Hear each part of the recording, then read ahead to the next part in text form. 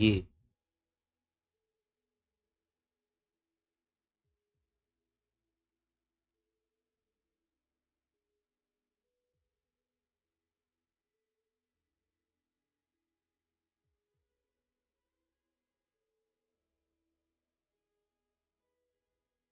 Rats clad to City of the Clans.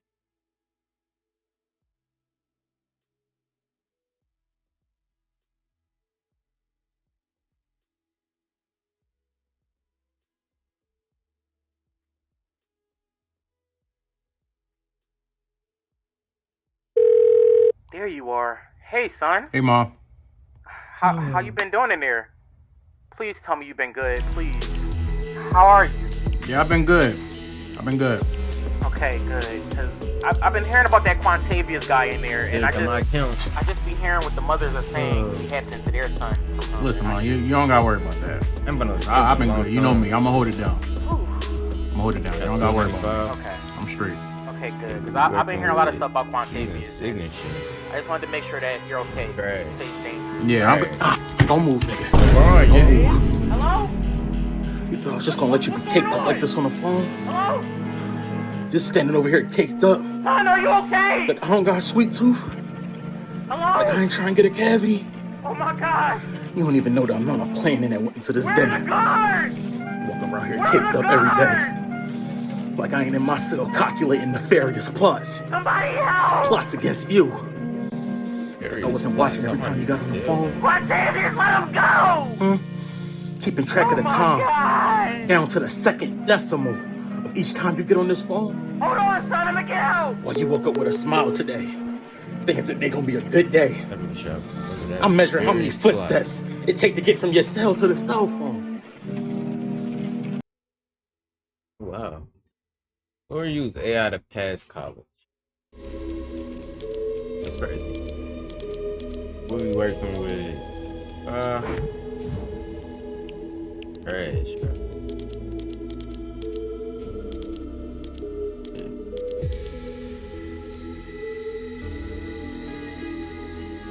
Ooh.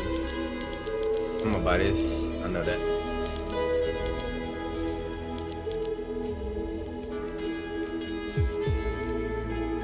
I already had this.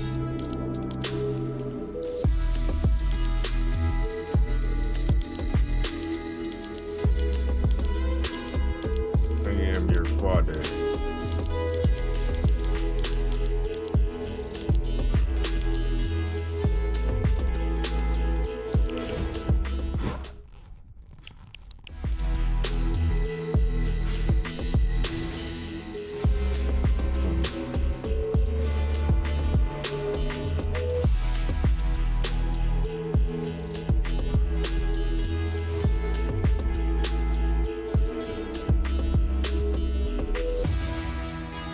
It's time to go back to my roots. Right foot creep. Walking with that either.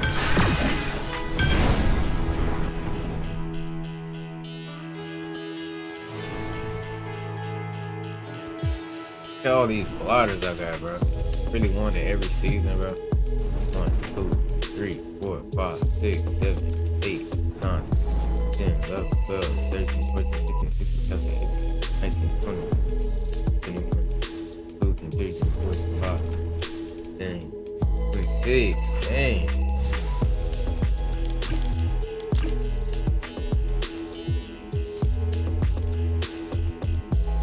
Matic, dang. That really brings me back, bro. That's one of the first girls I ever met on PS4. I was a fiend though, bro. I remember me and my brother competing for her.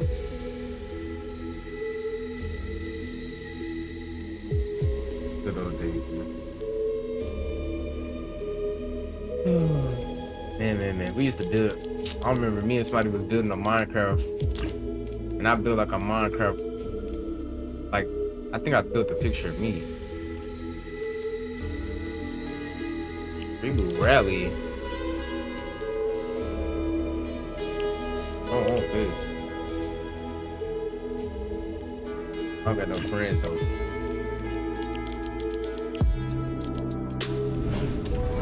What I gotta do? I want want to drop them off. Oh wait, yeah, it's the time they got lightsabers out. I need to get the grind.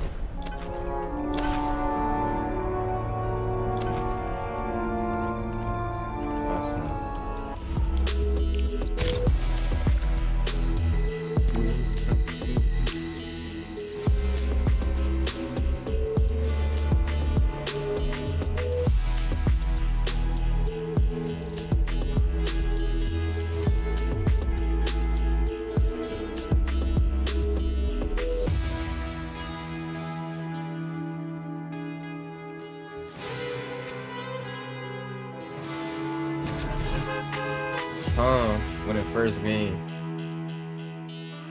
I need to change my picture. I done had this on for a long time.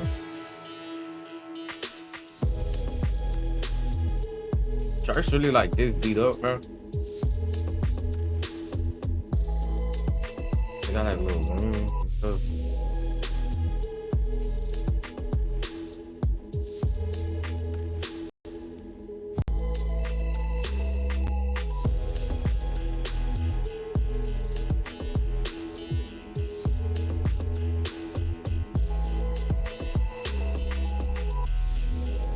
I should have played duos, bro. I'm tripping, bro. I could have got a teammate, bro.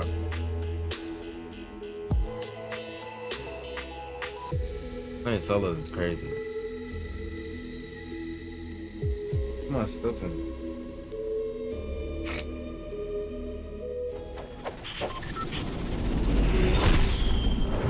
Yeah.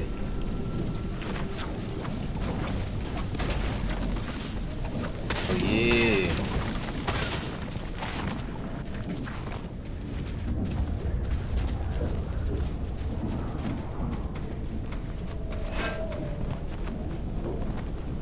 Yeah, gotta remember how to play, right?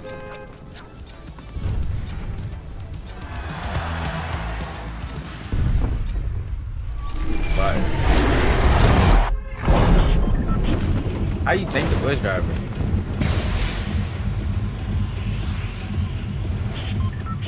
pt6. Oh, I found out it's deer in. I'll pull out the minigun.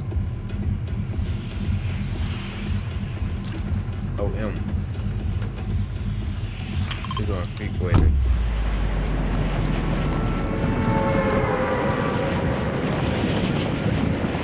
Actually, no, we going here.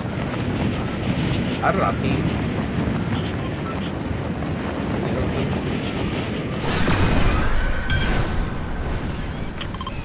Oh, it's horrible. How many people got here? 1, 2, 3, 4.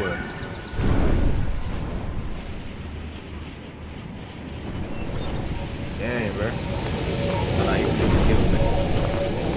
He's dead, buddy. Oh my god. Bro, I didn't know how to pick up guns, bro. It would have been my gun, bro. I thought it was E or something, bro. It was a helicopter. I'm with John Wick, the king. They don't know how to play, bro. Let me take John Wick off.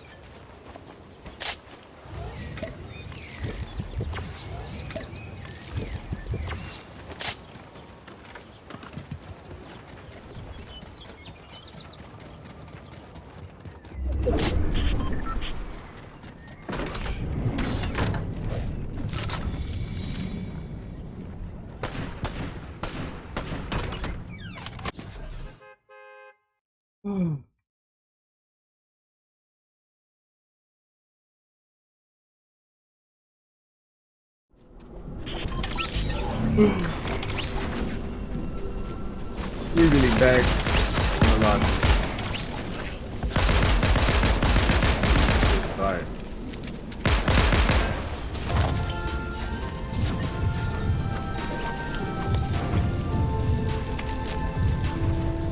Oh, it's T.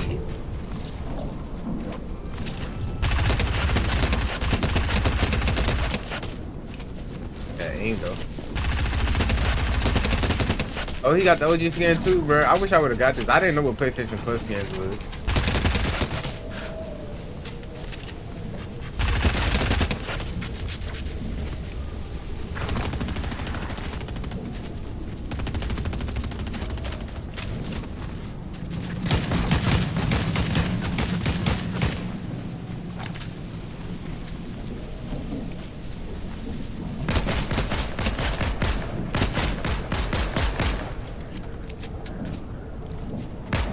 Got the blaster.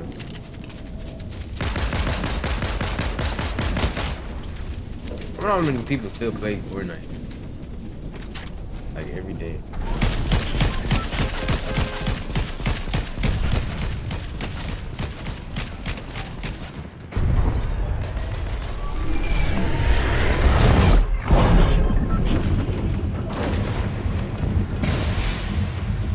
Oh, it's speed.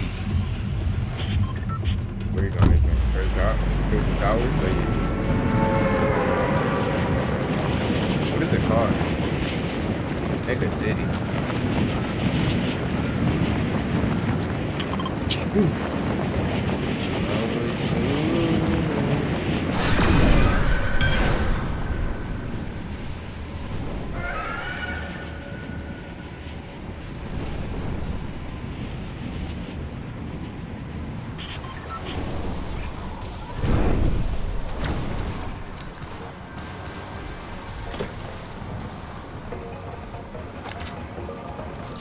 I'm gonna change up my bonds, man. I'm gonna pick stuff up with E. What does E do? Building edit. Oh. What does R do then? Reload. Oh.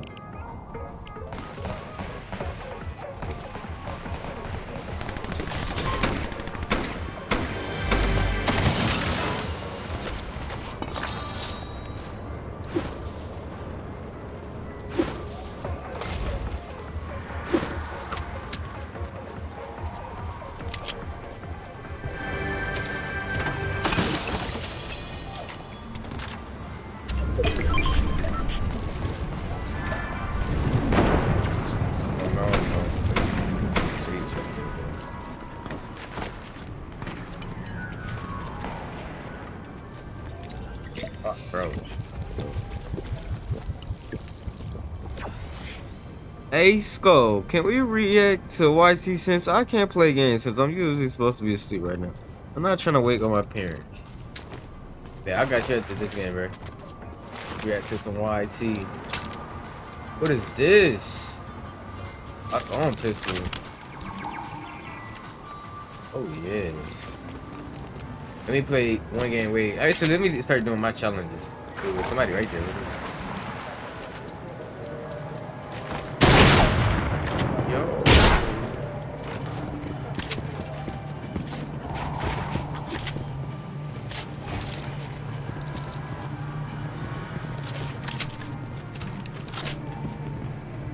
Where you at, bro?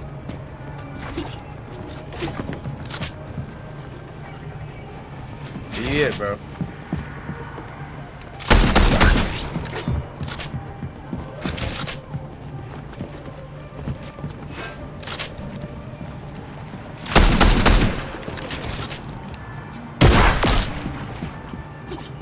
Bro, I'm gonna die, bro.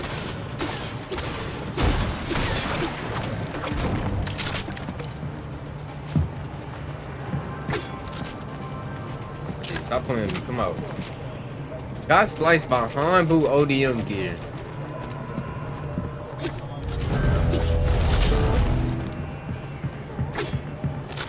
Yo, bro.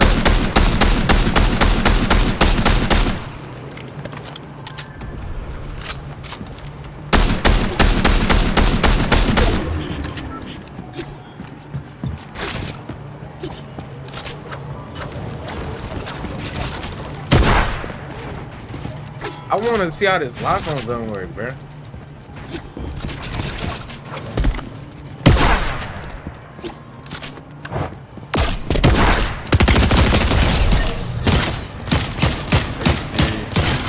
Are you serious? Y'all just died to a bot. Nah, he not a bot. Let's watch some YouTube, bro.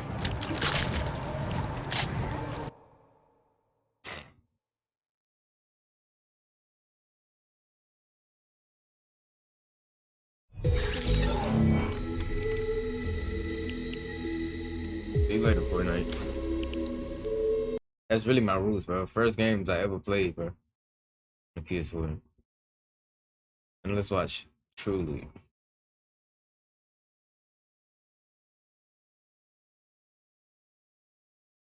Should women shave their body hair? Dating different. Yo, you get hair right there?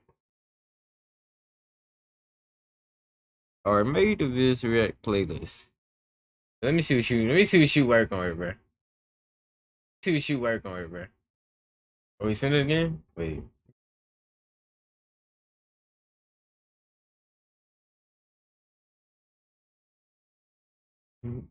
Oh, you did though. Mr. Beast blondes. 1,000 people.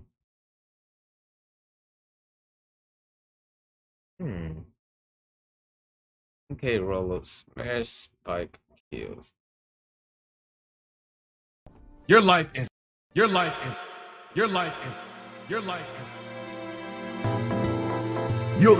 everything. You serve all purpose. You should treat yourself now and give yourself a piece of that oxygen in the ozone layer that's covered up so that you can breathe in this blue trap bubble. Because you know what I'm here for, to worship you. Love yourself. I mean that with 100%, with 1,000%.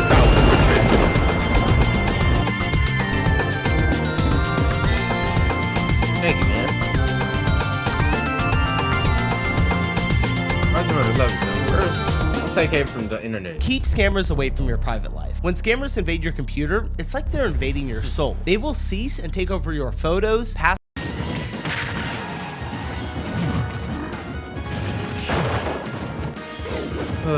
This is Super Smash Bros. I never played as neither of these dudes. I only ever played like one time, and that's because I was at my cousin's house. 1,000 blind people, but I now realize that was super lame, which is exactly why today I'm going to blind 1,000 people. Wait, what?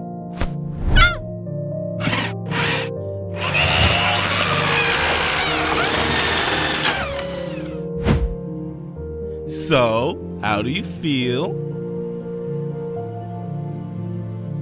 Wow. Updated with two more videos now. That's one down. Only 9,999 to go.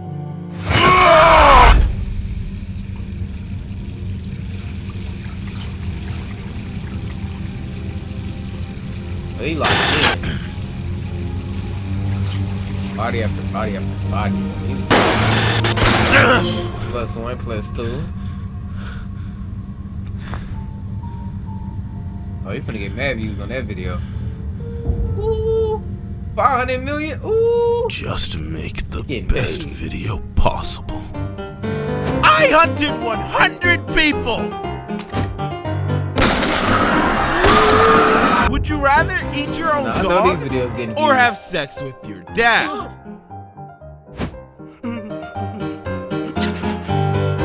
Yo. I recreated the human centipede with a bunch of YouTubers. Love the wig. I killed every blue whale. I overthrew the Bolivian government. Yo.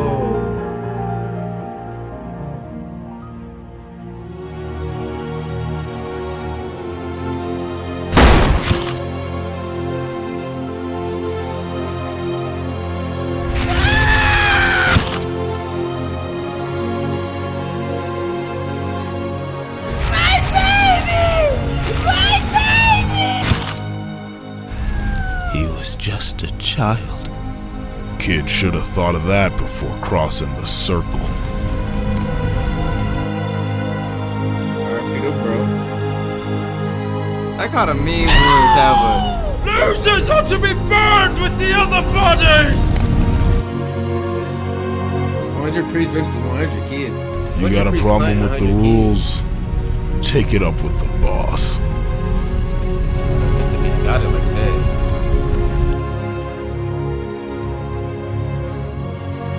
Finally, man, these videos just keep getting crazy. Like, this is the best video yet. Come to celebrate. Biggest in the world. Finally, Jimmy. Subs is crazy. Was all of this necessary? Was Carl necessary?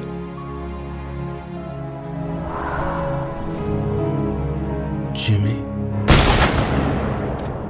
Alright, Peter, bro. No one's doing it like we are, Chris. That's what's necessary. Facts. What? I heard Peter Chris, right? So Mr. Beast just went crazy, but here's why it's actually genius. Thanks to Murder, Beast's channel has skyrocketed, but so have others. Dozens have already begun replicating what we've dubbed the Murder Formula.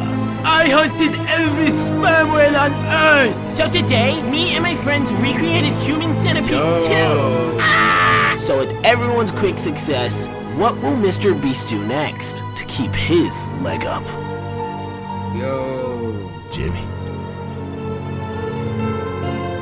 he finna kill his best Jimmy, friend. what now? Alright, Peter, bro. This is actually like really interesting, bro. I know. Who knows? Huh? Huh?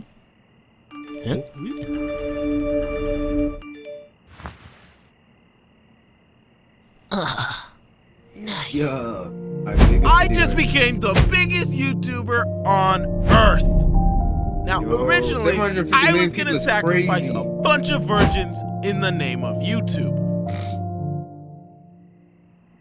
But that wasn't good enough.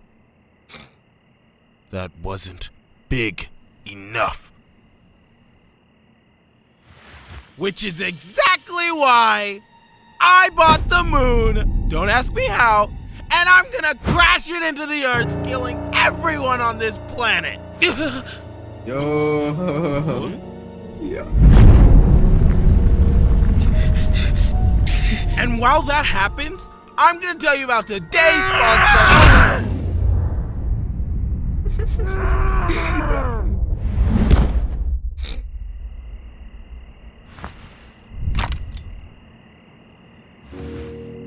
Shut it off. Now. No. No.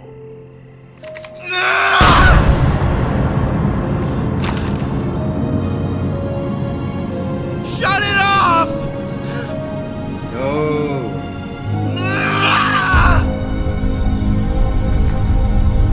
Alright, Shut Peter, it bro. off! Shut it off! No, shutting it off, man. It's dead.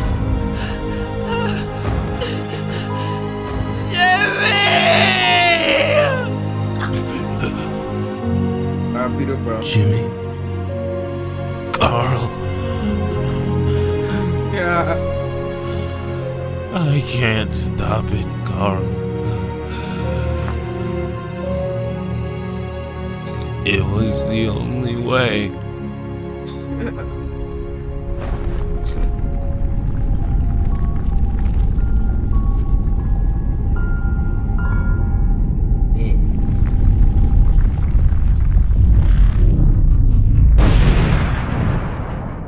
If you didn't know, this is actually a sequel to my last Mr. Beast videos, which you can watch. Wow, that was very intriguing, bro.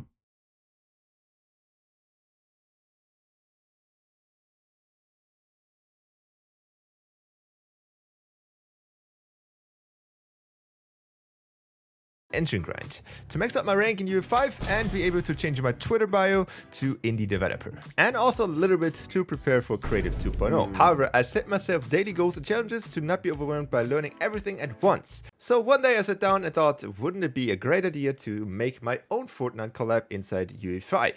It's crazy because they really got custom, man. I can make my own build. Which is not easy, since Fortnite basically has every collab under the sun, and everything already exists in Fortnite. But there's one collab which I heard a lot of rumors recently that it potentially could come to Fortnite, but it's not out yet. And it is perfect, since there's already probably a ton of fan-made stuff. Yeah, Lego.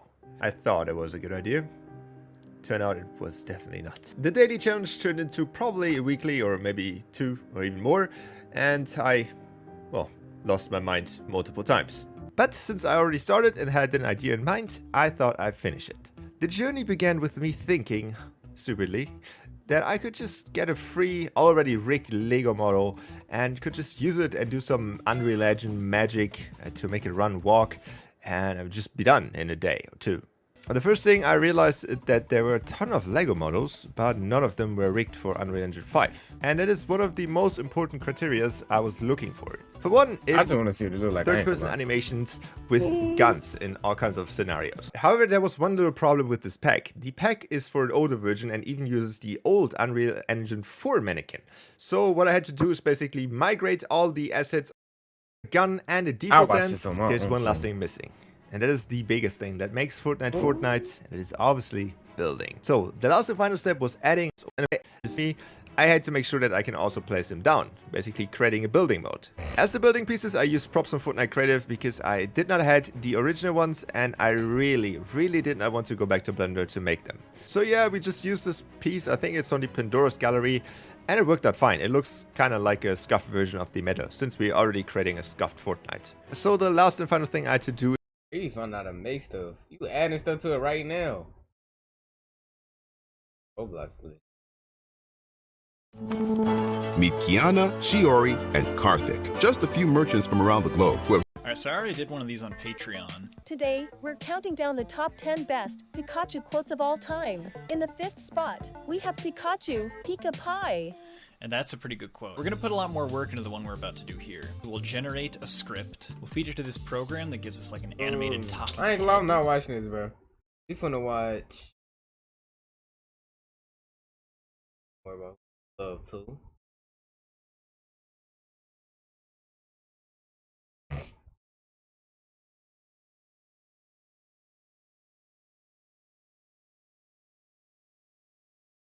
Serbian. Red Recap. I'm subbed to my main on my second channel. It's crazy because on this channel I literally wrote something.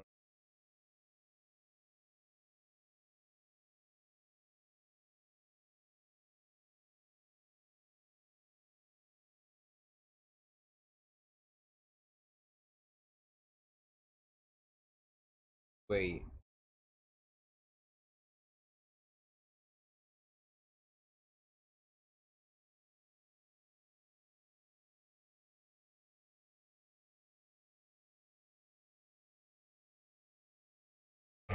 No views. Oh yeah, 1 view, 3 views, 2 views. Oh yeah, I'm up. Oh. This is you gotta watch, bro. You gotta watch these. This is the deal, so I'm not a game dev. I wanted to make a game in Roblox for like years back. I still got the idea, bro. Nobody ever did it. I don't think nobody did. I just don't.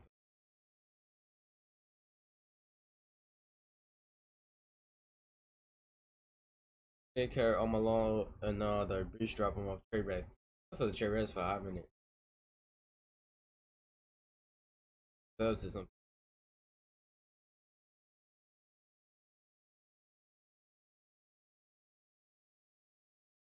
Been fried, I don't know. Dip position.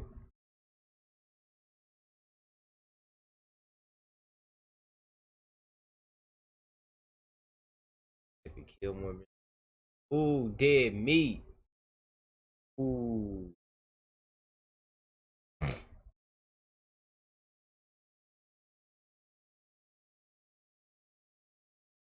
You watch dead meat, bro? I just go look at this. I need to stop looking.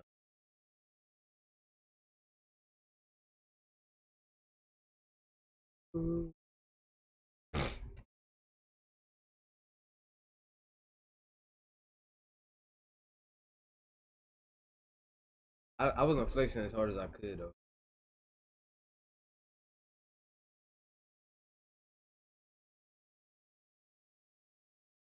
But the collector.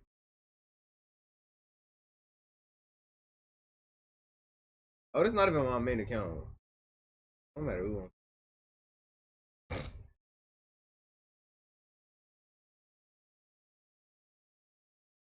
feel like I'm missing something.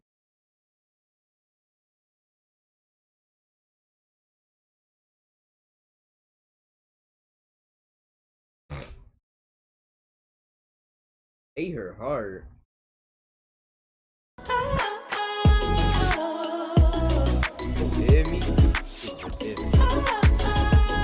and parts of her body were eaten. This case takes place in the United States of America on the 11th of September 2014. Tammy Jo Blanton was a 46-year-old woman who lived in Jeffersonville, Indiana. In 2014, Tammy began a relationship with a man named Joseph Oberhansley. She would later say that at first the relationship was going well, but after just a few weeks, Joseph began to change. Joseph had a rather dark past. Tammy was aware that he had been incarcerated for a crime that he committed, but she did not know the full ins and outs of exactly what happened. Most of the time, he would brush off the reason for his prison time, but the reason was incredibly sinister. In 1998, when Joseph was 18, he was dating a 17-year-old named Sabrina. The two had a child together, although Joseph was under the impression that she had cheated and the child wasn't his. On the 9th of December 1998, only days after the birth of their child, Sabrina went over to Joseph's mother's house to visit without him. On this day, Joseph had taken a large amount of illegal substances and made his way over to his mother's house. Upon entering, he was enraged to see Sabrina standing there. In response, Joseph pulled out a gun and fired. He shot Sabrina as she held their child. Joseph's mother then jumped in front of Sabrina and the child, but Joseph opened fire on her too and shot a bullet in her back.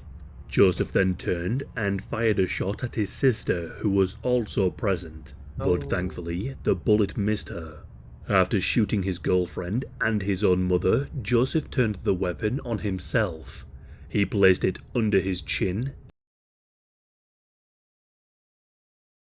But you can't even see me.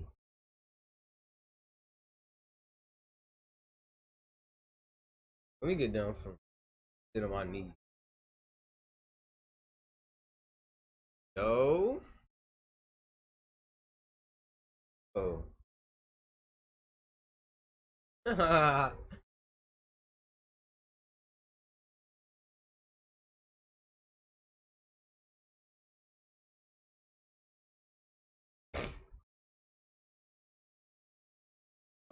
And fired. Sabrina tragically died from her injury. The baby, however, did manage to survive, along with Joseph's mother. She was treated for her injuries and was able to make a recovery. The bullet that Joseph had fired into his own head became lodged in his brain, and he too was able to make a recovery. Once he recovered, he was charged with murder and attempted murder. At the trial, Joseph's defense team argued that he wasn't guilty of murder. His father and brother had recently passed away, and he had turned to alcohol and other substances to cope. They argued that these circumstances had caused a great deal of stress in his life, and that because of this, the crime should be seen as manslaughter instead. The defense team was successful, and Joseph was found guilty of manslaughter in the year 2000. In July of 2012, after serving 12 years, Joseph was released from prison on parole. Joseph headed for Indiana to join his mother, who forgave him shortly after he had shot her. During his time in prison, she even advocated for his release. However, it wouldn't take too long for Joseph to commit another crime. Whilst on parole in 2013, Joseph went to a bar. How could you sell yourself that badly, bro? Y'all lucky got away with manslaughter or first-degree murder. First off, you killed somebody and shot your own sister. Got away with it. Crazy. Then you got out just to get put back in. Blasphemy. Whilst drinking, he got into a fight with a fellow patron and ended up choking this man out. Multiple sources have claimed that he resisted arrest and was even naked during this attack. Despite his previous conviction, Joseph was allowed to be released on bail, and because he was released on bail, he met Tammy. So now we arrive back. God, now he finna catch another body. No, I forgot he ate a heart. I completely forgot. Yo, he killed his first girl while she was pregnant. Got a new girl. Killed her and ate her heart. Back to 2014. As I said earlier, Joseph and Tammy were in a relationship, but shortly into this relationship, Joseph began to Oh no, he got different color eyes. He got gray one and a brown. change. He became controlling and aggressive. But then, Tammy confided with a friend and told this friend that Joseph had done something truly horrific. On the 5th of September, Joseph held her captive in her home and repeatedly forced himself upon her for 2 days. Because she was so scared of Joseph, she did what he wanted, as to not anger him further. This occurred around 4 months into their relationship. Once she was away from Joseph after being held captive, she ended the relationship, but Joseph wouldn't take no for an answer. Following the breakup, he continued to harass Tammy and would often show up at her home and her work, which of course greatly intimidated her. Some text messages would later be found on Tammy's phone which were sent to Joseph. The messages go as follows.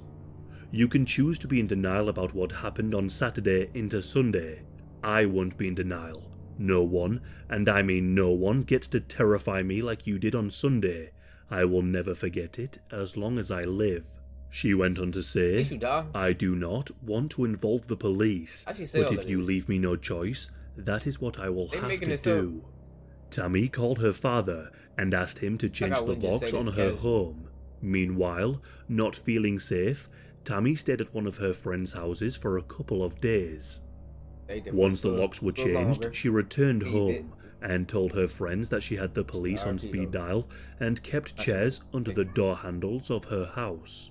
At 3 AM on September the 11th, 2014, Tammy awoke and heard the sounds of someone trying to break into her home. Of course, she knew exactly who this would be. She called 911 to say that her ex-boyfriend was trying to break in. The police soon arrived on the scene and told Joseph that he needed to move along.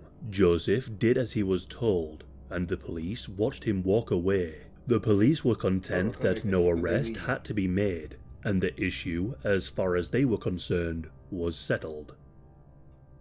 The following morning rolled around. Colleagues of Tammy clocked that she was late for work, but as more time passed, they became deeply concerned. Tammy was nowhere to be seen, and from what I can tell, she wasn't known to skip work and not call in as to why. The colleagues that worked with Tammy were very well aware of the troubles Joseph had been causing her. They began to assume that something was horribly wrong. So they contacted the police and asked them to go over to Tammy's house and check on her to see if everything was okay. Officers were dispatched to the location and arrived on the scene. They approached the house believing that what they would be dealing with was a simple welfare check. However, when officers arrived at Tammy's house, they found Joseph outside, and they noted that he seemed to be nervous. An officer also spotted that Joseph bro in mud and he covered in dirt. Plus that's his beard. Seemed to have cuts on his knuckles. As they inspected further, the door to Tammy's house appeared to have been kicked in. Now also concerned, officers told Joseph that they needed to pat him down to make sure that he didn't have any weapons that could potentially harm them. Upon asking this request, Joseph declined, so the officers had no other choice but to arrest Joseph and search him. During this search, they pulled out a knife from his pocket, and this knife was covered in blood. One of the officers later testified that she entered the home through the back door that had been kicked in. She found a trail of blood throughout the house, all over the walls, the floor, everywhere. They then entered the bathroom of the house. Inside, a tent covered the bathtub. They pulled back the tent and found Tammy's body in the tub. Her body had been horrendously mutilated, and she was missing a large part of her skull. Investigators were brought in to determine what exactly happened, and Joseph was taken into custody. When examining the crime scene and Tammy's body, investigators made a number of truly horrific and disturbing discoveries. Tammy had been stabbed dozens of times and had suffered severe blunt force trauma. An electrical power tool had been used to cut inside her body, and other tools were used to open up her chest, one of them being an electrical saw. Joseph had then used a knife Imagine to coming across cut that and scene, remove that's parts of actually her crazy. lung Man, and living life entire as a heart. detective. Tammy's skull had Things you gotta also see is been cut crazy. with the power saw. Tomfoolery, wait. Large Wait. My fault. chunks of her brain had been removed. What's the word that I learned? My fault.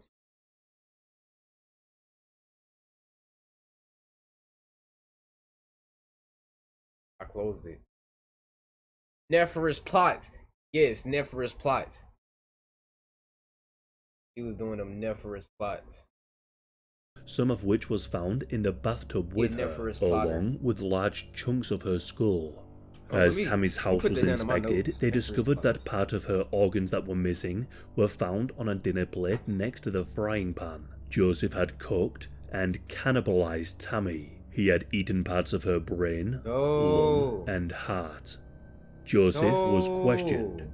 During this interview with the police, he explained that he had indeed eaten Tammy's brain, and that he had also tried to pull out her third eye with tongs. He also admitted to eating large parts of her lungs and heart. Crazy. Investigators asked where Tammy's heart was. He replied by saying, "I ate it. It's part of me now." He was questioned as to why he ate her body. Joseph said she was already dead. After this there we go. He just looked crazy. I said bro got brain damage. Bro shot himself in the head. interview, he was placed in a padded cell, where he began to beat his chest and pant heavily. To commit such a gruesome crime usually means that the perpetrator is severely mentally ill. Mental health professionals began the lengthy process of determining if Joseph was mentally competent enough to stand trial. In the meantime, Joseph would change his story. He said that his head had been fuzzy following the murder of Tammy because he too had been attacked. So, this is his second story. According to Joseph, he had gone to Tammy's house to collect some belongings. But upon entering her house, he had found two men who had broken in. Upon seeing Joseph, these two men supposedly attacked him and rendered him unconscious. He claimed that these two men had stabbed, killed, and eaten Tammy. Joseph also "You had the knife in your pocket. You're caught." Said that he believed the two men were planning to cut his head off and eat his brain. Joseph was charged with murder. After some time, and after being assessed by multiple professionals, Joseph was deemed not mentally fit to stand trial in 2017. Joseph was then given medical and psychological treatment, and in 2018 he was deemed fit to stand trial, nearly 4 years after the crime had been committed. The trial would begin in 2019. This trial, however, wouldn't last long. One of the jury members was aware of Joseph's past. To have a fair trial. Hey, how's it going? Sean Cano here from Think Media. If you want to get an unfair advantage in a very competitive YouTube landscape, I highly recommend checking out. The jury was supposed to have no prior knowledge of his manslaughter conviction. This jury member spoke to a number of other jury members and told them what he had done previously. When the courts found out about this, the trial was ruled as a mistrial.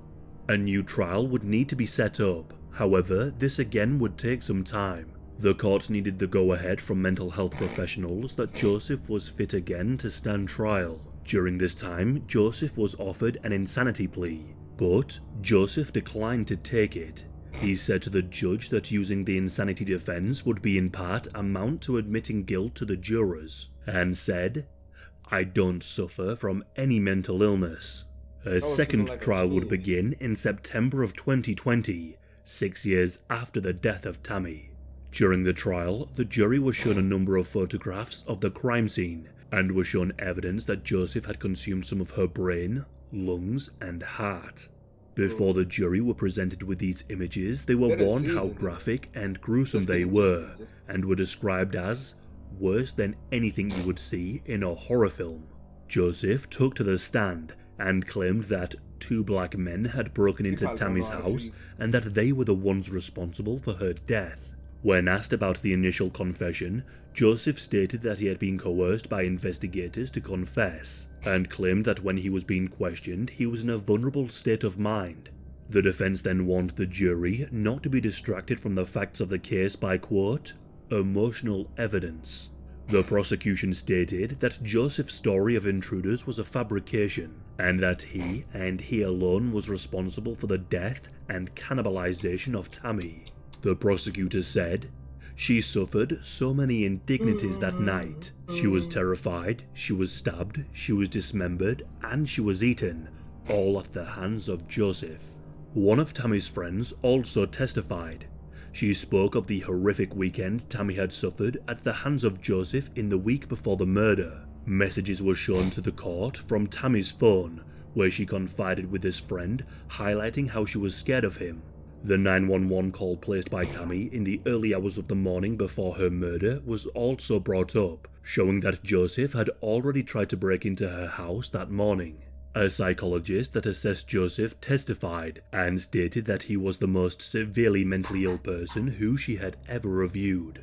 Joseph's defense told the court that he had a bulge lodged in his brain and that this was a major cause for his mental health issues. They went on to claim that this should be taken into account when finding him guilty or not guilty of murder.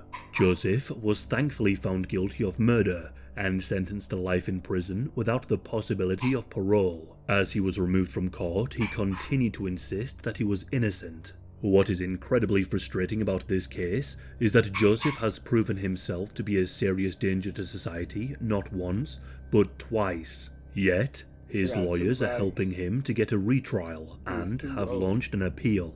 His defense lawyer said, "It would be easy to look at the horrors visited upon Tammy and conclude that they were simply the actions of a monster, but doing so would be reductive, and this court's review must look deeper.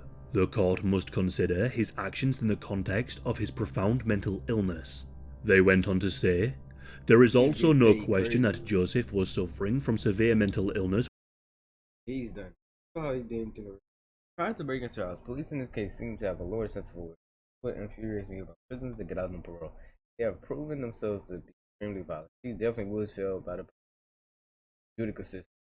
It never got out in the first place. Thanks to Serbian for covering these gruesome cases with such reverence. Truly astonishing content. Makes me sick when they allow a maniac to go free and kill another innocent person. It's disgusting as hell. I'm so freaking sick of lawyers.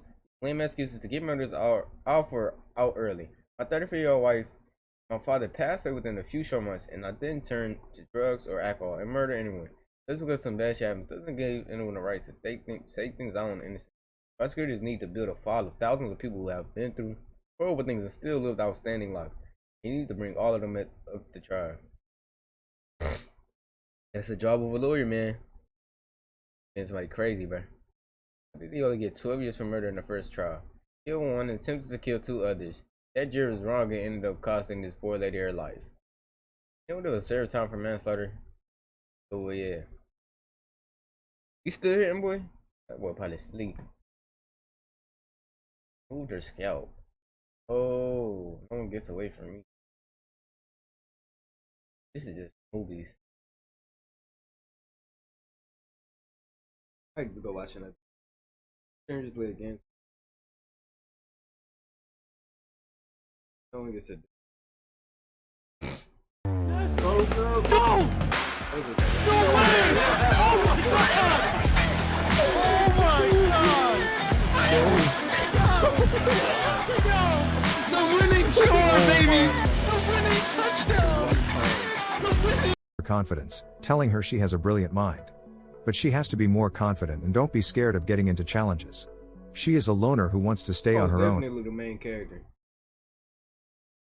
Didn't mean to kill him. Oh no, she looked. Iron Man salute. Shoot her. Oh my god, what are these videos? They get mad views. Ate his eyeball. I thought they said balls. I want you to eat.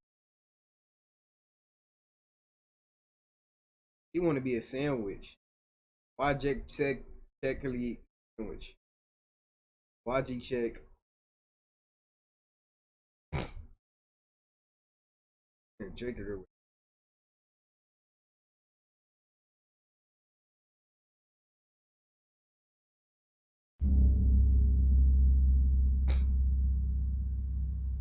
Oh no, not the room by TTS. Yeah, bro. That's what the Mr. Recaps. But they got another one. Wait, let me see. Confidence, telling her she has a brilliant mind.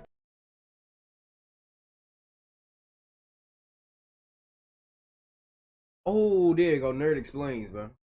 I should have been subbed up to him. Yeah, I am. Nerd Explains, and it was one more. How to Beat, yeah. They got good ones. Other things, they talk a little too much. How to Beat. I ain't watched them in a long time. I watched all the previous.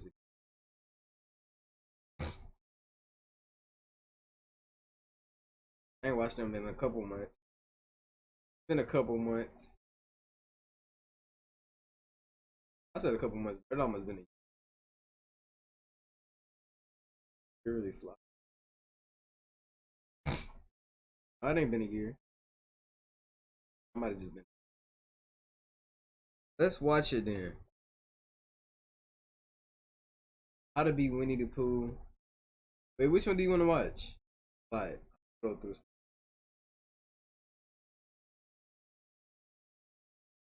These are all movies I never watched. I ain't watched no movie.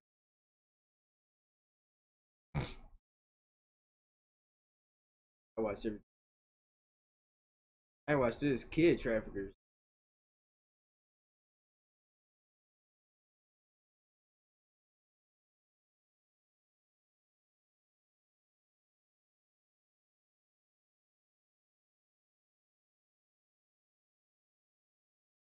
All the way down to right. Anything right there.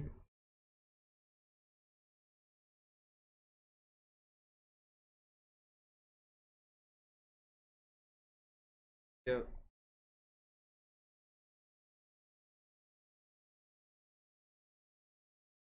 And gains invisibility. And gains invisibility power. Starts clapping. Mr. Recap. You did. Hi. I thought I was subbed up to bro. Man uses pen to tighten the skin and date younger one. Which one should we watch?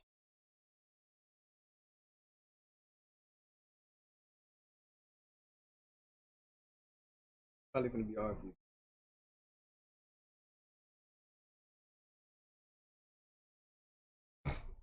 I never watched none of these, but this is cap. I might have had my stuff on auto watch. I do not.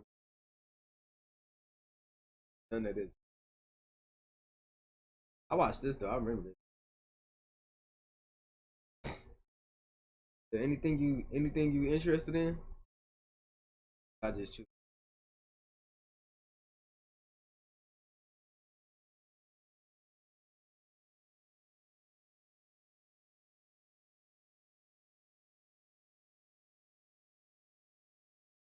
Watch some Kurzagate. Aliens might already be on their way to. Yeah, let's watch some Kurzagate. How to make money on YouTube with 20 million subs. Not you, pal. Bro just hit 20 million and talking about from 20 million subs. The universe is magnificent and vast. Hundreds of billions of galaxies, trillions of... Do How to Beat Death Game by and Stay Alive. His fraction are... We gotta watch this though, but Kurzagate be having the best videos, bro.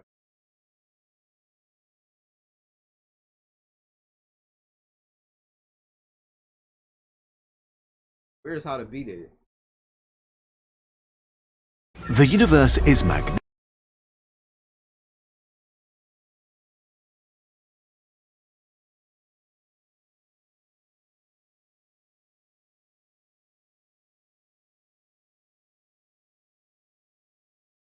How to Beat the Death Game and Stay Alive. You know, this is really like, I don't know if this is not like really like reaction type of stuff. This is something like we just watch.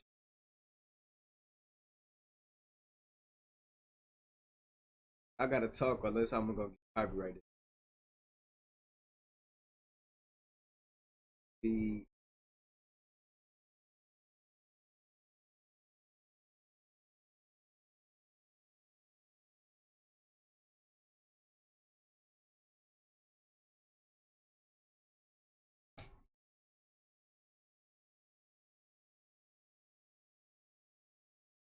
Dangerous game?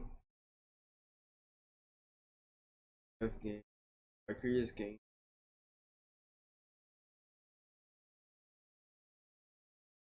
See the one with the controller thumbnail? Oh, wait.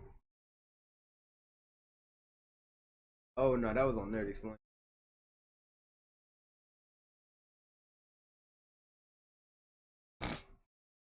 Wasn't it? Because I know which one you're talking about. It was a bloody controller. The sword, which one? This is it, bro. Should have been like in the middle ones. Am I blind? Man, let me see you.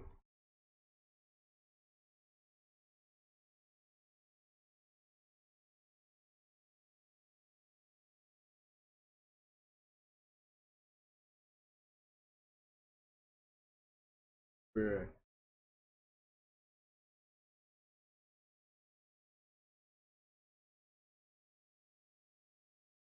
Yeah, the bloody red controller. I don't know which one I've seen. Oh, there you go, right there. This one is 29 minutes, bro. No, we gotta watch Curse again. See, bro, I'm honestly pulling you on, bro. If you wanna feel smart, you gotta watch this. Habitable, then the universe should be teeming with life. And yet we see nothing, only vast emptiness. Where is everyone else?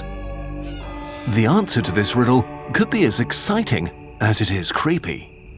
We are early, born before almost all other life. But very soon, this may change. Not only might aliens appear, they could quickly surround us. An irreversible competition for the universe might be about to begin.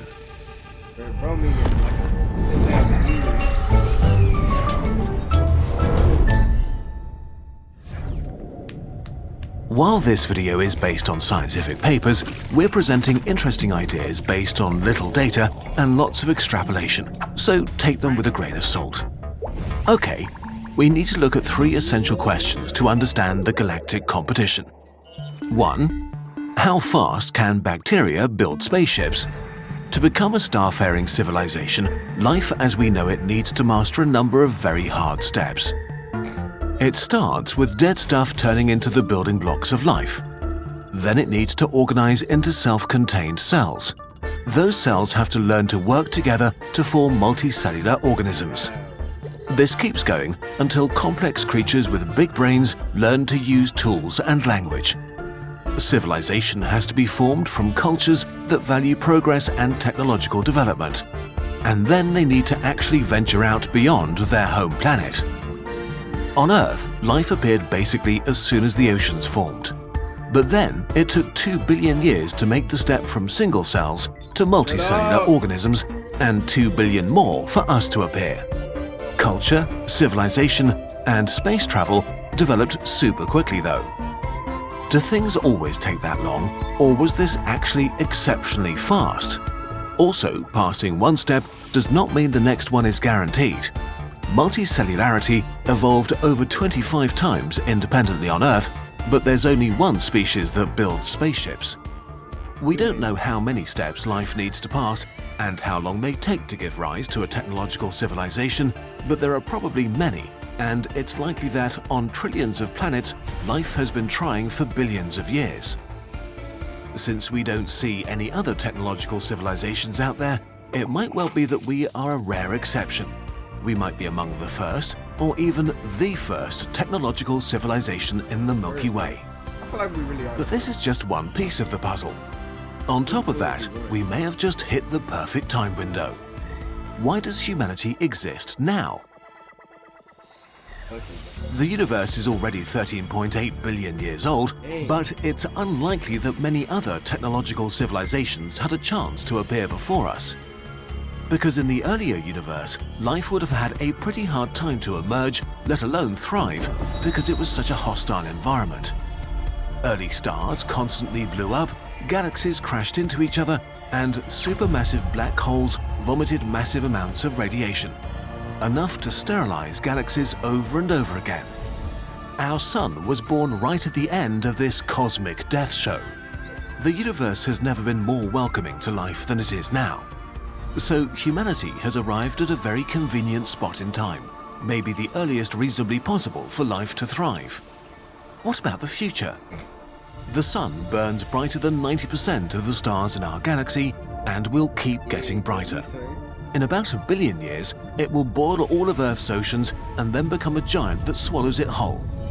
So in the galactic context, the sun is very short-lived. Most stars are red dwarfs that can sustain habitable planets for tens of trillions of years. Life on these planets has an incredibly long time window to appear and pass the hard steps. Even knowing nothing about how rare or common life is, this makes it way more likely for technological civilizations to appear sometime in the future than in the past. Because if civilizations appear at random in the Milky Way within a time window of 1 trillion years, then very few, if any, would appear before today. Then a couple more arrive in this period of 1 billion years that we're in before all star-faring civilizations that could ever exist emerge altogether. This weird tsunami-like distribution is the result of both the hard steps model and something else. A sort of deadline for any spacefaring civilization. Any civilization coming after will find it hard to have room to survive, so all potential life has to cram in before it. Humanity exists now because otherwise we might have missed this deadline. What or who creates this deadline? Why aren't aliens already on Earth? Humans are curious, expansionist, and hungry for energy. We've spread over the world and made it our own. Our technology has been improving over time, first slowly, then breathtakingly fast. If these things don't change drastically and our descendants want to prosper, they will expand into space. We could construct a Dyson swarm for endless energy and transform planets into new homes. We could cross interstellar distances, allowing us to reach for planets around distant stars. If we have the motivation, we can become a galactic civilization. A civilization that does this sort of stuff can be called loud, because its activity creates noise. Signs that can be detected from far away. Imagine someone in a forest, cutting down trees, starting fires, and laying down roads. The more intense their work, the easier they are to notice. An expanding technological civilization would probably be hard to miss. Our telescopes would pick up all that energy, and we would clearly identify artificial interference with stars and planets. Another consequence of this business is that it's very disruptive to the environment. Clearing a forest means the end of its wildlife. Human activity has left no chance for a squirrel civilization to appear. Not because we hated squirrels, it's simply that the thought that they might want to do that at some point never crossed our minds, and we needed wood. Similarly, if loud civilizations were running around the galaxy in the past, terraforming planets or harvesting the energy of stars, they may have prevented our existence. Had aliens started colonizing Earth while we were still sludge in the oceans, that sludge would never have turned into humans. This is how loud aliens create a deadline for new civilizations appearing. The galaxy may have trillions of years to create life, but there may only be a short window for it to spread and thrive. Even if a loud civilization respects planets with naturally occurring life and expands around them like humans do with wildlife reserves, any civilization on such a planet would not be able to expand ever. Trapped forever on a tiny island. But here we are, so loud aliens were probably never here. What about aliens that don't expand? They would be quiet aliens. They're probably limited to one star system and don't have a noticeable impact on their cosmic surroundings. Humanity is like this right now. We wouldn't be able to detect ourselves from the other side of the Milky Way. If they stay quiet forever, maybe because of their culture or abilities, then they are not really a concern for us. We only have one sample to draw from, humanity, and right now, we are on the path to becoming loud. If we're not special and succeed anyway, then any other civilization with the motivation and resources to would eventually expand beyond its planet of origin. Okay, what are the consequences of all these assumptions and ideas? Wow, man. Grave consequences. Race to the stars. If we are really early, then eventually others will catch up with us. Civilizations will emerge all over the place, and these new aliens will look at space, see no signs of life, and come to the same conclusion. They exist because loud civilizations have not yet taken over everything, but it only takes one loud civilization to crowd them out of the entire galaxy. They, like us, will face an important decision. I truly do believe that there's aliens out there. Probably like some little bitty aliens or something, but actually no, they might be way bigger than this. Clearly, we're so small. There's so many planets that's just bigger than us by like crazy amounts, bro. I feel like, you think there's aliens, M-boys? I mean, M-boy? I think there's aliens. Do they stay quiet, take it easy, and tend to their planet for as long as possible, or do they start expanding to take a chunk of the galaxy before someone else arrives? Meeting others does not necessarily mean war or conflict, but it means that new borders will arise, limits that may persist forever. In the worst case, a civilization could be completely enveloped by the empires of others, eternally doomed to be a galactic backwater without control over their fate. So if we want a seat at the galactic adults' table, we best get to work. If we really are early, we have an incredible opportunity to mold thousands or even millions of planets according to our vision and dreams. And one day when we meet others, we can greet them and meet them as equals. Wouldn't that be nice? If you want to explore the vast... That was an intriguing video. Let me some crazy.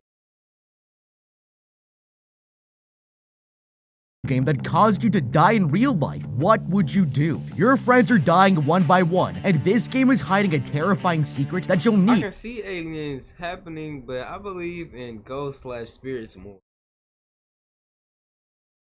I feel like alien, bro. We've been around for like 1 billion years. That's not really that long. I don't know how long the galaxy could live though. I think like trillions or something. To uncover, I'm going to break down the mistakes made, what you should do, and how to beat the cursed video game and stay alive.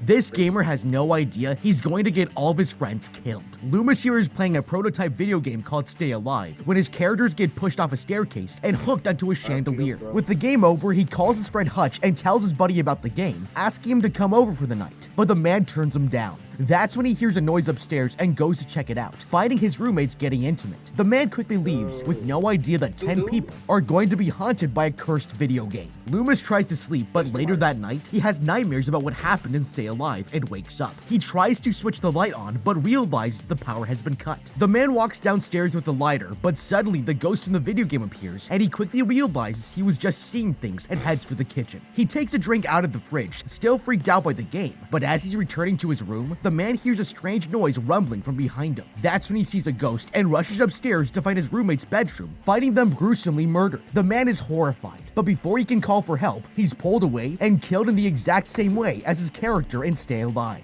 That makes 3 victims down, with 7 more to go. Later, the stressed office worker Hutch gets ready to face his boss, having forgotten to submit a report while wishing his coworker a happy birthday. Entering the office, his boss informs him that he's put in 100 hours of work on their current project, and Hutch apologizes for not helping out enough, but insists that he'll finish off the Marino report as soon as possible. That's when his boss sighs, telling him to take a seat, and explain that Hutch has been hired for only one reason. They begin discussing Silent Hill, and Hutch here asks his boss for a day off. He agrees to let the office worker take a break, and they discuss tactics in order to beat the boss in the game, revealing that it's easier to beat the terrifying ghost boss without a hyper blaster. That's when Hutch's coworker walks in to inform him that he has a call waiting for him, and he picks up the phone, learning that his friend Loomis died the night before. At the funeral, Hutch pays his respects. That's when he notices this blonde woman Abigail taking a snapshot, and after the service, she approaches him to take another photo. She comments that out of everyone here, he looks the saddest, and admits that she came here since her friend was Loomis's roommate. They're interrupted when the dead friend's sister walks up to Hutch and hands him her brother's bag. It's full of his old video games, but they have no idea this memento is going to get several people murdered. Later, Hutch walks into this bar and meets up with his goth friend October, who apologizes for his loss. Her brother Phineas heads behind the counter, commenting that the man's life has gone downhill, and October scolds him while the guy insists that he means well. The girl asks if the police know any more details about what happened to Loomis, and you know who girl that is. finds out that his roommates were also murdered. Changing topics, they question what was in the bag, and the friend takes out a CD case labeled Stay Alive. Hutch mentions that Loomis was beta testing the game the same night that he died, and Phineas here figures that they should try it out in memory of their dead friend. Later that day, Hutch is at his apartment when he hears a sound from outside of his kitchen and peeks through the store before his friend Swink surprises him. He invites himself in and apologizes for his loss, but Hutch admits that it's good to hang out with his friends to forget about his problems. Abigail walks in and introduces herself to the group. They start sitting around the couch to begin a game of Stay Alive, not realizing that this is about to get nearly all of them killed.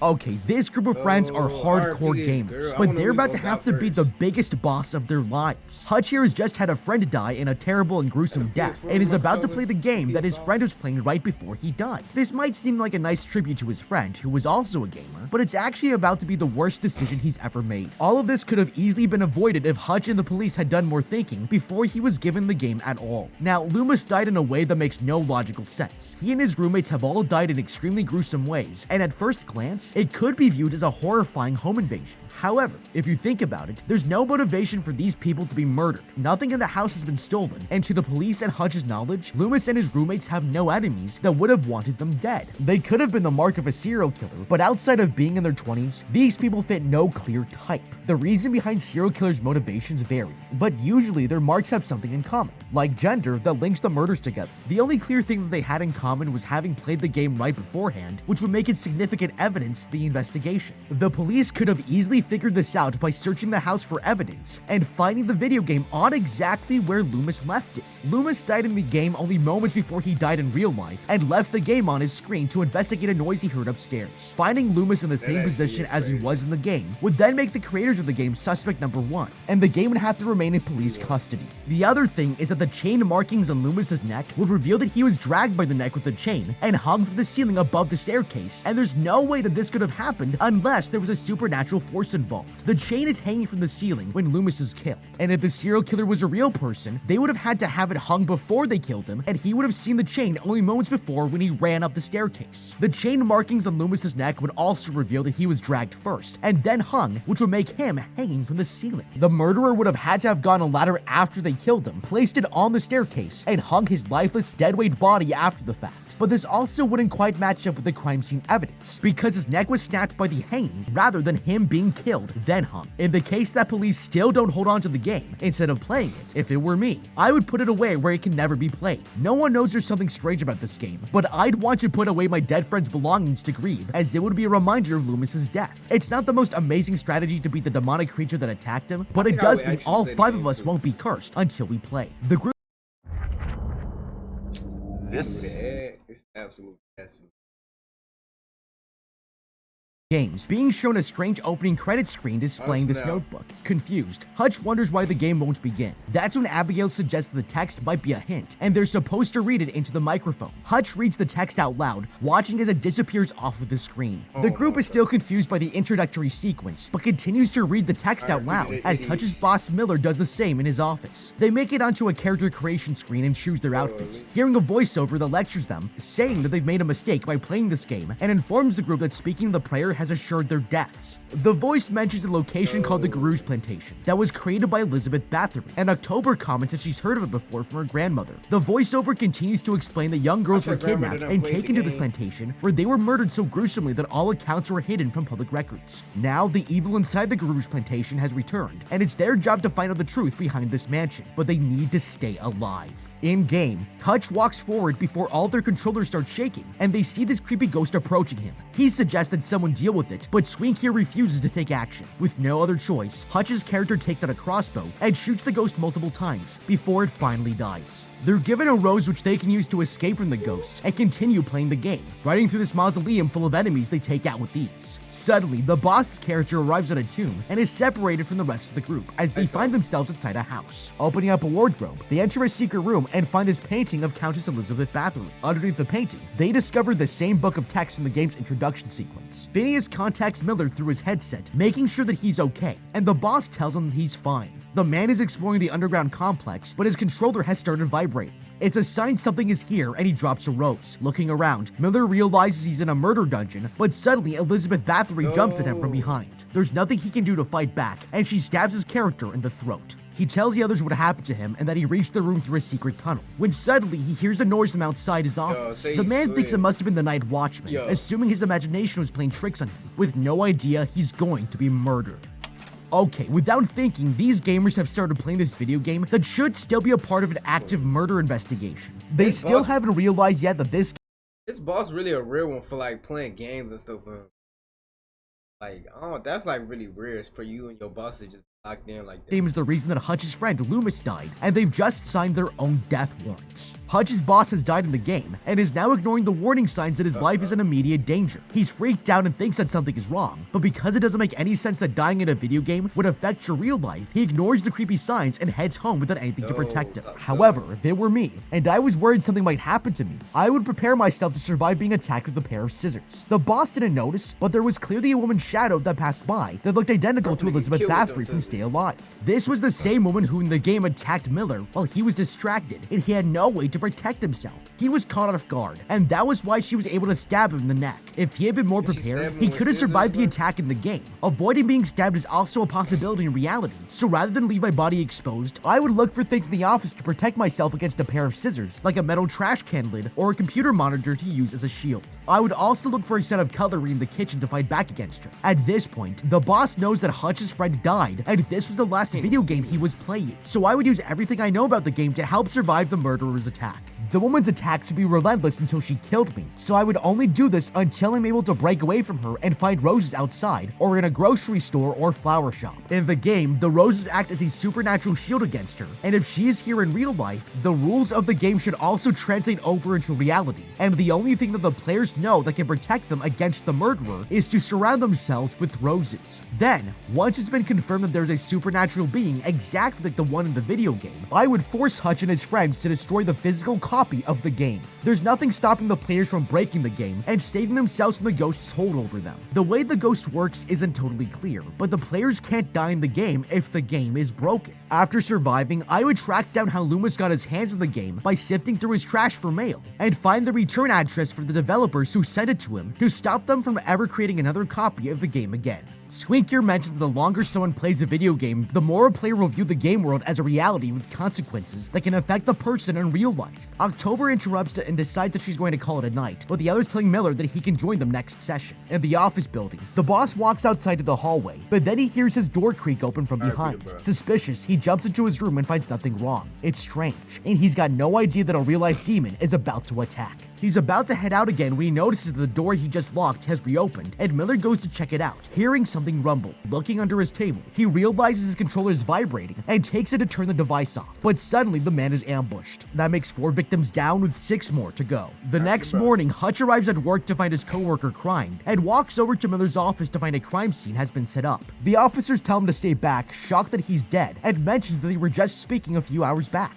Detective Thibodeau questions him what contact he had with the man, and the gamer informs him that they were playing video games online the day before with 4 other friends. They ask for his address, and the detective gives him his contact card to call if anything comes up. Later, Phineas plays through the game and finds the boss's dead character laying on a table. He's been stabbed to death just like Miller was in real life. Hutch refuses to look, and the others criticize Phineas for being so insensitive, but the man doesn't care. He insists they head back into the game and asks them to leave if they don't want to join him. Shocked, Hutch heads out to get some air, and the girls comfort him. October seizes the opportunity to ask more about Abigail, but as she lights up a cigarette, it triggers a traumatic memory from Hutch's childhood. That's when Swing comments that Miller dying in the game and getting stabbed to death in real life is far too coincidental to be an accident. He tries to understand the situation, but Hutch here mentions that both of his friends had played Still Alive and then died in real life. It's a terrifying situation, and there's a chance that Phineas is going to be the next victim. Okay, 2 gruesome murders have been carried out, and the only thing in common between these cases is that Hutch here knew both of the victims, and that each of the players were playing video games before they died. It makes absolutely no sense that the police aren't connecting the dots here, and if I were them, I would investigate the only 2 things that are linking these very similar crimes together. The first thing the police should investigate is Hutch, but he would immediately be released because he has an alibi. Not only did Hutch have someone with him the night of his boss's murder, but he had 4 people with him that are willing to back him up, including Abigail, who barely knows him. After ruling Hutch out, that would leave the video game as the only link between the murders. And even if the police don't want to believe that something supernatural is happening here, it's possible that a serial killer created the game to find and kill their next victims. This would make the game extremely significant to their investigations, and if it were me, I would have to get it back from Hutch and his friends. If I were working for the police, I would take this video game to a tech service to see where and how it was developed. Some CD-ROMs and discs have timestamps on them to help link it back to a general area of where it was created.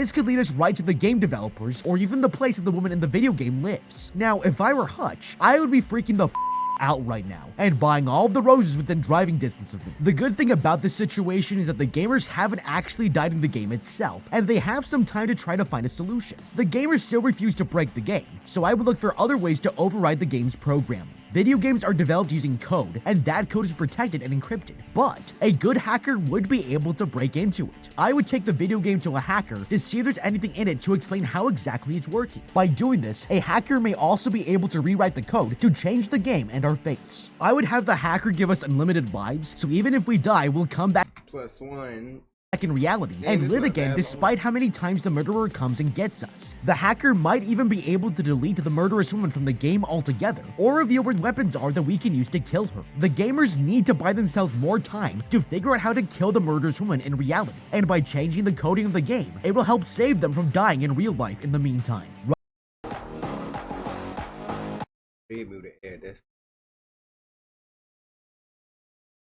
The group head down the street to find Phineas slumped over in his chair. It looks like they were too late, but then he sits up. The man was just pulling a prank, and Hutch tries to explain his theory about the video games somehow killing people. But Phineas tells him it's stupid. It doesn't make any sense, and the guy shows them an item he found in the game. He flipped this mirror over so that its back can work as a reflective surface, but won't break like the other items they found. That's when he gets up and consoles Hutch, apologizing for his losses and telling him to take it easy. Later, weird events begin happening to each member of the group as they see terrifying visions and have near-death experiences that could be a sign that their time is running out. Terrified, Sweek begins to research percent of reality, while Hutch here heads to his office that night and looks over the police reports of his dead friends. He reads that the victim had a broken neck and goes through the photos of his murdered friend, but as the man looks through Miller's file, he discovers the guy was stabbed with 14-inch adjoint twin blades. He finishes up for the night, now realizing that a deadly killer is already on his tail. The next morning, Hutch reunites with the group and notices that Phineas is missing. Not wanting to waste time, he tells the others about the information he found and how the victims involved in the murders died in real life, mentioning that one of the roommates, Sarah, was drained of blood. He connects the murders, realizing that every single death reflected what happened to the victims in the game. The goth girl agrees with him, revealing that Stay Alive was based on the real-life Elizabeth Bathory, who committed such terrible crimes that the townsfolk walled her up in her tower. But there was a catch. The woman had claimed she would one day come back, and the goth suggests she's using the video game to get revenge. Meanwhile, Phineas here is driving on the road and notices that he's headed into an eerie-looking forest. Suddenly, he spots the ghostly figure and swerves on the side of the road. He calls up the others, telling them that his car's broken down and he needs to be picked up. They promise to come find him, but then the man asks Swink about the perceptive reality theory. It's clear he's terrified, and his friends insist that he's safe because he didn't die in the game, but that was his biggest mistake. The man starts to hear a horse carriage approaching and sees there's no one coming on either side of the road. Elizabeth Bathory is coming, even though in the game she only appears at night. It's clear she's breaking her own rules, but before he can do anything, he's trampled over and killed. That makes 5 victims down, with 5 more to go.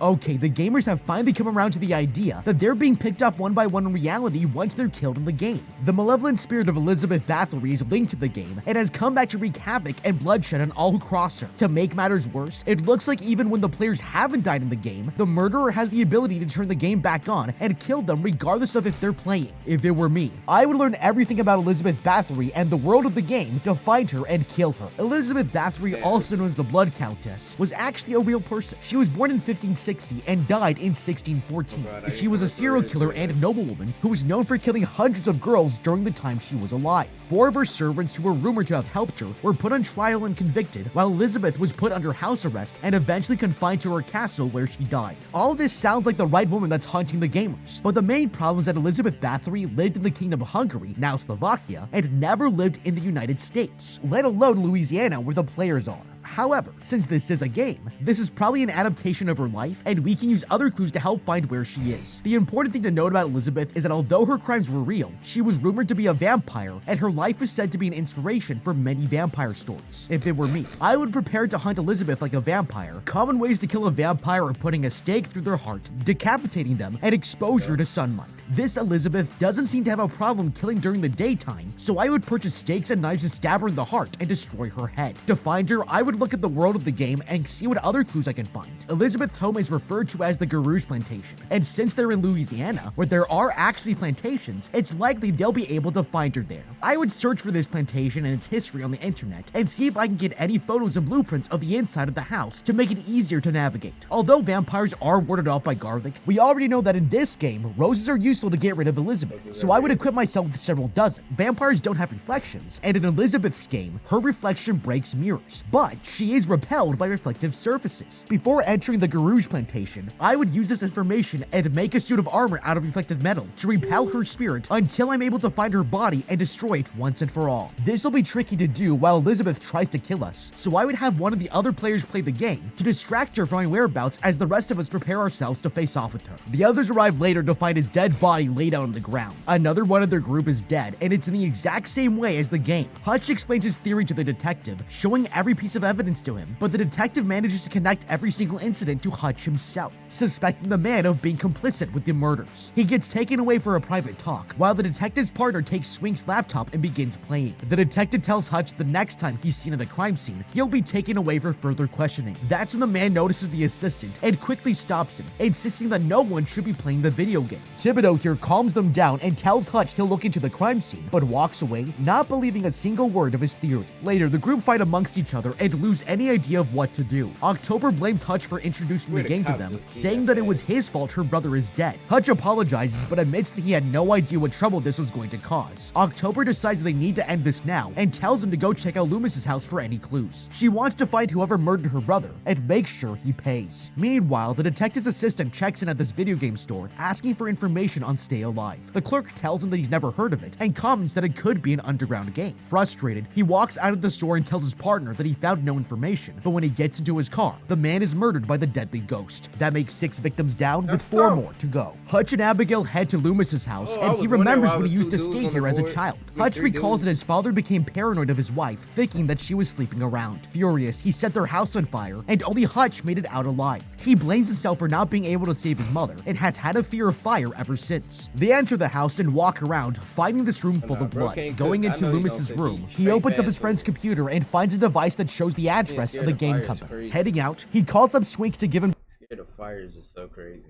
directions to the game company's address, and that's when October here reveals that she's been reading a book called the Malleus Daemonium, a handbook for witch hunters during the Inquisition. The book mentions that if they find Elizabeth Bathory, they need to put 3 nails through her heart, neck, and forehead. This will put her human spirit back into her body. She tells them that the most important part of the book mentions an undead soul is only cleansed by burning its blood. October mentions that it's similar to a seance, where a strong enough spirit can be brought back with the proper text. Suddenly, a news report on TV informs them that the detective's assistant was murdered at Clearwater Mall. That's when the police arrive at their house, and the survivors are forced to pack their things, sneaking out of the apartment before they're caught. Taking a look inside, the detective finds a printout about Elizabeth Bathory, and soon, she's going to finish off the others. Meanwhile, Hutch asks Abigail about the diary they found in-game, and suggests that it's the proper text the goth girl said they needed to exorcise Elizabeth. Going back to Loomis's house, they meet up with Swink, and explain that they conjured up the evil spirit by reciting the words in the game's introduction. That's when they notice that the game is on, and watch as this player character who looks like October walks around. In real life, she hears the noise from this house under construction. Swink freaks out and confronts Hutch, thinking that they were fine if they just avoided playing the game. It's clear that the game can play itself, and it's going to brutally murder another member of their group. Walking inside the building, October finds this shackle on the ground and is suddenly surprised by a ghostly figure. She carefully checks around the house and grabs this hammer, preparing herself to strike back.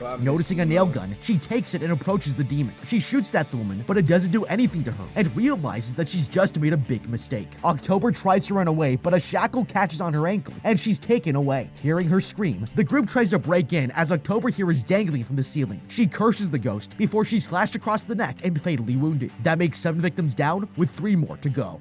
Okay, these gamers are completely wasting their time, not preparing themselves for what's to come. They may be good at killing undead spirits in video games, but they're totally lost when it comes to reality. They already know that Elizabeth Bathory is out to get them, and instead of confronting her directly, they waste their time going to Loomis's house to look for clues. Rather than search for mail or the origin of the game, they're immediately drawn back into the game on Loomis's computer, only to watch October head for a trap. This makes no sense at all either, because none of them want to keep playing it, and the house should also be an active crime scene. The police are out to get Hutch now that they believe he's behind all the killings, so he needs to get to the Garage plantation to end this video game and kill Elizabeth once and for all. Since the gamers have still not tried to break the disc, equip themselves with roses, or confront Elizabeth directly at the plantation, they also need to buy themselves more time and get the police off their backs. Although it sounds dangerous to do this, the gamers could get other expert level gamers to get involved. These players are hardcore gamers, which means that they probably know other gamers from all over the world that will be really good at helping them kill the undead woman and win back their lives. If they invited others to play in their game, this would make it even more difficult for Elizabeth to focus on one individual target to kill. There doesn't seem to be a limit to the number of players that can play at the same time, so if the game is flooded with gamers, then it will take her much longer to carve through them before she has to refocus her attention back on us. By that time, we would have the opportunity to clear Hutch's name and get to the Garage plantation to find Elizabeth's body and destroy it. Now, ethically, getting these people involved in the game is a hard pill to swallow.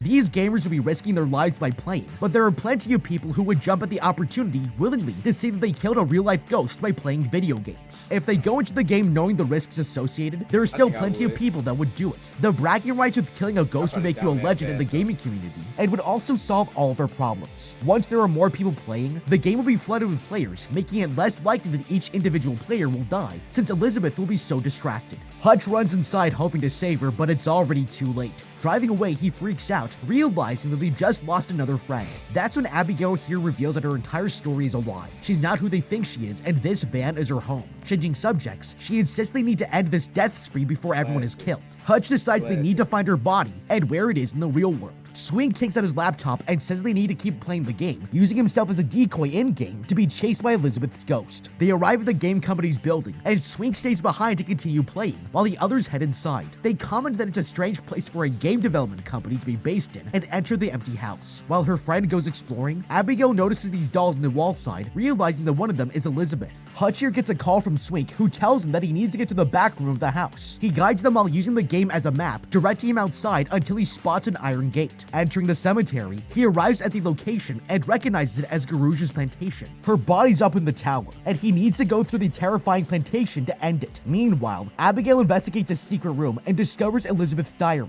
filled with entries listing all the girls she's killed, but suddenly Abigail is brutally attacked. Hutch hears her scream and runs around the house onto the staircase with a locked door. Finding this crowbar, he pries the door open and runs inside the house while Abigail screams in pain. In the game, Swink finds her being held down by ghosts and throws down roses, making them disappear. In the real world, Hutch arrives and makes sure that she's okay. Calling Swink, he thanks him for saving the girl's life, and the friend reminds them they need to exorcise Elizabeth Bathory using 3 nails, as well as have a way to burn her blood. Swink adds that they should bring some roses, when suddenly he notices his controller vibrating and the car door closes. It's locked to mount, and he watches as his in-game character is about to be killed. Acting quickly, he reaches for the controller and manages to avoid a gruesome death, but it's clear he's going to be the next victim. Okay, Swink is the smartest person here. If only he had caught on sooner that the game world and the real world overlapped, they may have been able to save more of their friends. However, now that the gamers know that the Garage plantation is in fact a real place, they can use this knowledge to finally end Elizabeth's reign of terror. October has tipped them off that Elizabeth needs to be burned in order to save themselves from the curse. So the gamers should take gasoline from Abigail's car and use it to douse Elizabeth's body in gasoline as soon as it's discovered. Then, they need to nail Elizabeth in the head and chest to force her spirit back into her body. To make this process go more quickly and efficiently, I would get a battery-operated nail gun before going in. At this point, the gamers are already at the house, so I would phone a friend to see if someone can bring one to me in time. The gamers live in the area, and there's nothing stopping them from calling a friend that isn't playing the game to come and help. While they're at it, they can bring roses too. Hutch and Abigail are also currently looking for Elizabeth's body, which they assume is up in a clock tower, so one of them will need to siphon gas out of Abigail's tank, while Swink plays the game to distract Elizabeth. Dividing and conquering is the best strategy here because Elizabeth can only be in so many places at once. Once the gamers have identified where Elizabeth is and have collected the gas, they should soak her body in it. This will make it easier to light her on fire as soon as her soul's back in her body. This is important because Elizabeth is still a threat to the gamers even after she has returned to her body, and dying after surviving her haunting would be a serious shame. Then I would use the nail gun on her body to return her soul to it and light her on fire with Hutch's lighter. This used to be Loomis's lighter, and it's just a little bit of poetic justice to have him take her down. Killing her as soon as possible is the safest way to survive, and preparing her for this moment is the best way to secure their victory. The only problem with this plan is that the gamers have to fight off Elizabeth at the same time. Swink is helping them remotely, but they are putting their lives at risk by going further and further into the Garouge plantation, which is why it is so important that they also have roses on hand. Breaking into the van, Swink plays the game, but realizes that he's about to be killed by the ghost and runs as far away as possible as he's chased by this deadly carriage. He falls into a bed of roses, and this seals his fate. The others reach the van and see that his character has died. Now, only 2 members of the group remain, and the deadly video game is about to kill them all. With time running out, they quickly gather some roses and the 3 nails needed to exorcise the ghost. That's when they hear the carriage coming their way and run into the tower. Abigail enters first, but Hutch locks the door on her, using himself as a decoy, and quickly taking out this rose to make the carriage disappear. He walks inside the tower and decides to take lead, heading deeper underground. Hutch drops a rose onto the tomb floor, and they continue walking through, nearly being attacked by this ghostly figure, before Abigail scares it off with the rose. That's when they realize that more of them are coming, and the survivors run as fast as they can, dropping another rose down before entering the strange room. It's the entrance to the tower, and Hutch comments that there should be a second door before heading towards the staircase, when suddenly the door locks behind him. Abigail insists that he finish off the job and demands that he destroy this cursed game. Terrified, Hutch gives her a rose and reassures the girl that she'll be safe. With no other choice, he heads upstairs and walks over to this bed, opening up the curtain to reveal Elizabeth's body. Hutch starts to perform the ritual, but the ghost finds Abigail and chains her feet, leaving her hanging from the ceiling. A blade is put close to her neck, but that's when Hutch pierces the ghost with a nail, and the ghostly figure disappears. It seems to have worked, and Hutch starts to pack up his things, when suddenly he looks back to see Elizabeth standing up. Looking towards his reflective laptop, he remembers that the woman broke all the mirrors in her mansion to avoid looking at her own face, and gets a clever idea. He shows her the laptop, and the demonic woman lets out a horrifying scream, distracting her for long enough that he can grab his lighter. The man quickly sets the room on fire and tries to escape, but the door is locked. He's going to burn to death, and there's nothing he can do to break out. Suddenly, Swink and Abigail open the door, insisting that he get out now while the place burns down. The group walks out of the plantation happy that they'll no longer be haunted, but they have no idea that Stay Alive has just been released into stores, and now everyone is going to brutally die. But what do you think? How would you beat Stay Alive? Let me know. Oh, he did not look like this before. Is he gaining weight? Oh, that was good. Are you still here, boy?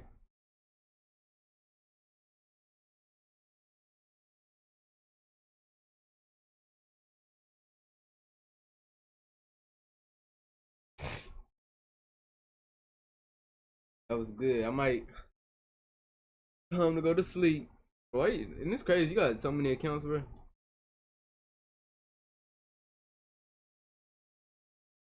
26 followers. I'm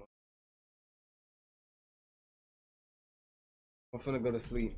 Ass sleepy. Talk to you tomorrow. Hello.